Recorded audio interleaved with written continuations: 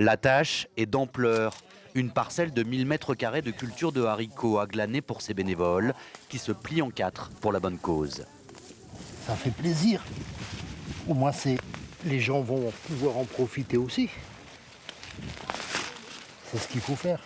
La solidarité, c'est ça. Sinon, ça sert à rien. Nous, les fermiers nous donnent, donc on en profite.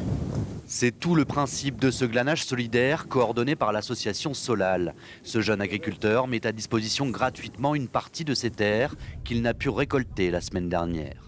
Il y a des mauvaises herbes que j'ai pas réussi à désherber et pour la récolte, pour l'agro-industriel, ils n'arrivent pas à trier à l'usine, donc il y a une partie qu'ils peuvent pas récolter et qu'ils laissent dans les champs et que ça aurait été perdu, quoi. Et c'est pour la bonne cause du coup. C'est pour la bonne cause, ça va servir à une association. Il n'y a pas de petits dons. Chaque producteur peut donner ne serait-ce que par exemple 1 kilo de pommes de terre, quelques pots de yaourt, etc. Ça fait toujours plaisir à une famille. Et là, on est quand même sur une parcelle qui représente à peu près 1 tonne de haricots à glaner et qui sont encore consommables. Et même près d'1,5 tonne de haricots verts qui vont pouvoir être distribués à des centaines de familles du Dunkerquois qui se trouvent dans la précarité.